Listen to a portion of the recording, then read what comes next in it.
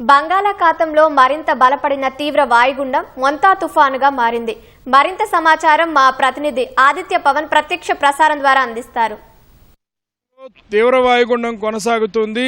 అది ప్రస్తుతం విశాఖపట్నానికి దక్షిణ ఆగ్నేయంగా 820 కిలోమీటర్ల దూరంలో ఉంది. కాకినాడకు ఆగ్నేయంగా 810 కిలోమీటర్ల దూరంలో కేంద్రీకృతమైంది.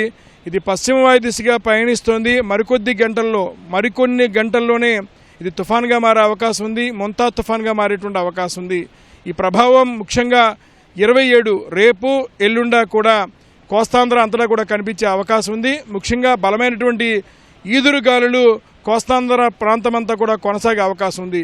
కొద్దిసేపటి క్రితం విశాఖపట్నం వాతావరణ కేంద్రం సంక్షిప్త సమాచారాన్ని తెలియజేసింది. ముఖ్యంగా ఒకవైపు ఈ తీవ్ర వాయుగుండ ప్రభావం వలన ఇప్పటికే విజయనగరం, విశాఖ, అనకాపల్లి, అల్లూరి జిల్లా, కాకినాడ, ఇతర ప్రాంతాలలో కూడా మొత్తం ఈ ప్రాంతాలని జిల్లాలలో 60 సెంటీమీటర్ల వేగంతో బలమైన ఈదురుగాలులు రాగల 3 గంటల్లో కూడా ఉంటాయని, అలాగే ఉరుములు మెరుపులతో కూడినటువంటి వర్షం వచ్చే అవకాశం ఉందని ఇప్పటికే విశాఖపట్నం వాతావరణ కేంద్రం కొద్దిసేపటి క్రితం ప్రత్యేకమైనటువంటి సందేశం ద్వారా తెలియజేసింది.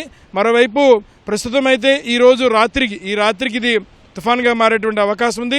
తుఫాన్గా మారిన సమయంలో ఇటు కోస్తాంధ్ర ప్రాంతమంతా కూడా గంటకి 55 కిలోమీటర్ల వేగంతో బలమైన ఎదురుగాలులు కొనసాగుతాయి. అలాగే ఇది తుఫాను కాస్త తీవ్ర తుఫాన్గా మారే అవకాశం ఉంది. ఉత్తర వాయు దిశగా ప్రయాణం చేసి తీవ్ర తుఫాన్గా మారే అవకాశం ఉంది. 28వ తేదీ ఉదయం ఇటు కళింగపట్నం, మచిలీపట్నానికి మధ్య ప్రాంతం, కాకినాడ పరిసర సమీపంలో తీరం దాటే అవకాశం ఉంది. తీరం దాటే సమయంలో తీవ్ర తుఫాన్గా తీరం దాటుతుంది కాబట్టి తీరం దాటే సమయంలో గంటకి 90 నుంచి 100 కిలోమీటర్ల వేగంతో బలమైన ఎదురుగాలు ఉంటాయి. కొన్ని ప్రదేశాలలో ఇది 110 కిలోమీటర్ల వేగంతో బలమైన ఎదురుగాలు కొనసాగే అవకాశం ఉందని వాతావరణ కేంద్రం చెబుతోంది. మరోవైపు ఇప్పటికే తీవ్ర వాయుగుండ ప్రభావం కోస్తాంధ్ర ప్రాంతాల మీద కొంత స్పష్టంగా కనిపించే అవకాశం ఉంది. రేపు ఉదయం నుంచి కూడా బలమైనటువంటి వర్షాలు పడే అవకాశం ఉంది. ఇప్పటికే రెడ్ అలర్ట్ జారీ చేశారు.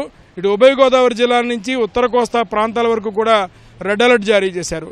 రెడ్ అలర్ట్ జారీ చేయడం అంటే సుమారుగా 20 సెంటీమీటర్లు మించినటువంటి వర్షపాతం పడే అవకాశం ఉంది.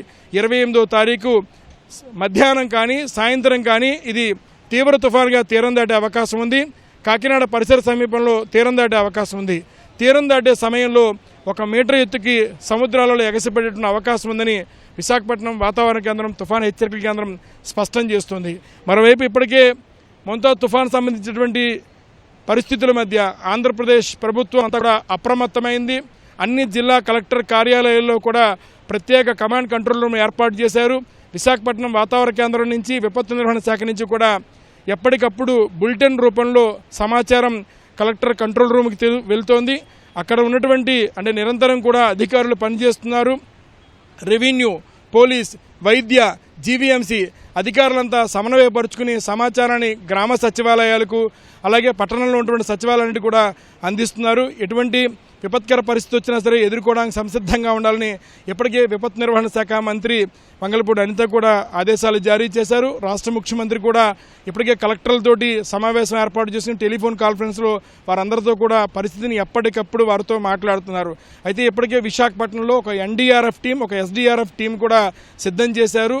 కోస్తా ప్రాంతంలో ఇప్పటికే తుఫాను హెచ్చరికలకు సంబంధించినటువంటి హెచ్చరికలు ఇచ్చిన తరుణంలో విశాఖపట్నంలో ఇటు పెదజాలరపేట కావచ్చు, అలాగే జోడుగుళ్లపాలెం, భీమిలి పరిసర ప్రాంతాల్లో ఉన్నటువంటి తుఫాను రక్షణ కేంద్రాల దగ్గర అన్ని ఏర్పాట్లు చేస్తున్నారు. ముఖ్యంగా గాలుల ప్రభావం ఎక్కువ ఉంటుంది కాబట్టి బీచ్లోకి ఎవరిని వెళ్లకుండా ఉండాలని తగినటువంటి సూచనలు చేస్తున్నారు. అలాగే విశాఖపట్నంలో ఉన్నటువంటి జీవీఎంసీ కూడా కమాండ్ కంట్రోల్ రూమ్ నుంచి ఎప్పటికప్పుడు పరిస్థితిని సమీక్షిస్తోంది. ఈపీడీసీఎల్ ప్రధాన కార్యాలయం విశాఖపట్నంలో ఉంది. ఈపీడీసీఎల్ అధికారులు 5 జిల్లాలకు చెందినటువంటి అధికారులను కూడా అప్రమత్తంగా ఉండాలని, ఎప్పుడైనా సరే విద్యుత్ సరఫరా అంతరాయం ఏర్పడినా తక్షణమే ఆ సరఫరాను చేయాలనేటువంటి ఆదేశాలను కూడా ఈపీడీసీఎల్ ప్రధాన అధికారులు కొద్దిసేపటి క్రితం ఆదేశాలు జారీ చేశారు. రైల్వే పరంగా వాల్తేరు రైల్వే డివిజన్ విశాఖపట్నంలో ఉంది. డిఆర్ఎం ఇప్పటికే ఆదేశాలు జారీ చేశారు. రైల్వే పరంగా ఏ ఇబ్బంది ఉండకుండా సిబ్బంది అంతా కూడా అప్రమత్తంగా ఉండాలని రైల్వే సంబంధించినటువంటి అధికారులతోటి ఎప్పటికప్పుడు సమీక్షలు నిర్వహిస్తున్నారు. అలాగే రైల్వే ట్రాక్లకు సంబంధించినటువంటి పరిస్థితిని కూడా తెలుసుకుంటున్నారు. అన్ని శాఖలు ముఖ్యంగా రైల్వే, రెవెన్యూ, పోలీస్, వైద్య, జీవీఎంసీ అన్ని శాఖలు సమన్వయంగా ఉన్నాయి.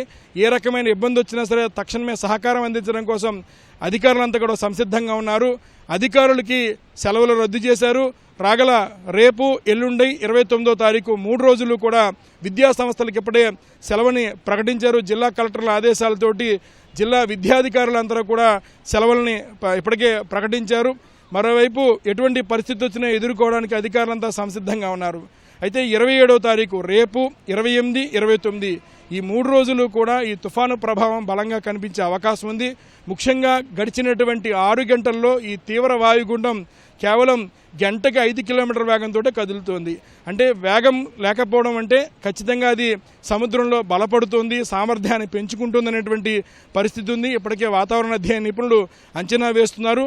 అందువల్ల ఇది బలం పుంజుకుని క్రమేపీ బలపడి తీవ్ర తుఫానుగానే తీరం తాకే అవకాశం ఉంది. కాకినాడ పరిసర సమీపంలో ఇటు కళింగపట్నం, అలాగే మచిలీపట్నం, పశ్చిమ మధ్య బంగాళాఖాత ప్రాంతంలో ఇది తీరం దాటే అవకాశం ఉంది. తీరం దాటేటప్పుడు బలమైనటువంటి గాలులు ఇస్తుంది. 28వ తేదీన ఉదయం నుంచి కూడా ఈ ప్రభావం, తీవ్ర తుఫాను ప్రభావం ఆంధ్రప్రదేశ్కి స్పష్టంగా కనిపించే అవకాశం ఉంది. 28వ తేదీన మధ్యాహ్నం కానీ సాయంత్రం కానీ తీరం దాటిన తర్వాత కూడా ఈ ప్రభావం కొనసాగుతుంది. తీవ్ర తుఫానుగా తీరం దాటుతుంది కాబట్టి క్రమేపీ భూభాగం మీద తుఫానుగాను క్రమేపీ బలహీనపడుతుంది. బలహీనపడినప్పుడు కూడా 29వ తేదీ బలమైనటువంటి వర్షాలు ఉత్తర కోస్తా, కోస్తాంధ్రలో వివిధ ప్రాంతాల్లో పడే అవకాశం ఉంది. భారీ వర్షాలు నమోదయ్యే అవకాశం ఉంది. కాబట్టి ఇప్పటికే అప్రమత్తంగా ఉండాలని రెవెన్యూ శాఖ అధికారులకి, ఇతర జిల్లా యంత్రాంగానికి కూడా వాతావరణ శాఖ, వాతావరణ నిపుణులు సూచన చేస్తున్నారు. అయితే మరికొద్ది గంటల్లోనే ప్రస్తుతం తీవ్ర వాయుగుండంగా కొనసాగుతోంది. గంటకి 5 కిలోమీటర్ల వేగంతో ప్రయాణం చేస్తోంది. ఈ రాత్రి ఇది తుఫానుగా మారే అవకాశం ఉంది. కాబట్టి తుఫానుగా మారిన తర్వాత దీని ప్రభావం మరింత చూపిస్తుందని వాతావరణ అధ్యయన నిపుణులు స్పష్టం చేస్తున్నారు. అలాగే ఎప్పటికప్పుడు విశాఖపట్నంలో ఉన్న తుఫాను హెచ్చరికల కేంద్రం రాష్ట్ర ప్రభుత్వానికి, విపత్తు నిర్వహణ శాఖకి, అలాగే వివిధ జిల్లా కలెక్టర్లకి కూడా సమాచారాన్ని తెలియజేస్తోంది. అలాగే తుఫాను ఏర్పడిన తర్వాత కూడా ప్రత్యేకమైన బులెటిన్ ఇచ్చేటువంటి ప్రక్రియ విశాఖ తుఫాను హెచ్చరికల కేంద్రం చేపడుతోంది. అధికారులంతా కూడా నిరంతరం పనిచేస్తున్నారు. ఎప్పటికప్పుడు తుఫాను సంబంధించిన సమాచారాన్ని ప్రజలకు తెలియజేయడం కోసం వివిధ మాధ్యమాల ద్వారా తెలియజేస్తున్నారు. ఎప్పటికప్పుడు కూడా ప్రత్యేక బులెటిన్లను అందజేస్తున్నారు. కొద్దిసేపటి క్రితం కూడా ఉరుములు మెరుపులతో కూడినటువంటి వర్షాలు వస్తాయనేటువంటి సమాచారాన్ని తెలియజేశారు. అయితే ఈ ప్రభావం ఇప్పటికే కనిపిస్తోంది. విశాఖలో కూడా కొద్దిసేపటి క్రితం నుంచి కూడా గాలులు మొదలయ్యాయి. సుమారుగా 35 నుంచి 55 కిలోమీటర్ల వేగంతో బలమైన ఈదురుగాలులు కోస్తాంధ్ర అంతా కూడా ఈ రాత్రి కొనసాగే అవకాశం ఉందని విశాఖ వాతావరణ కేంద్రం స్పష్టం చేస్తోంది. కెమెరా పర్సన్ ఏ శ్రీనివాస్తో ఆదిత్య పవన్, విశాఖపట్నం.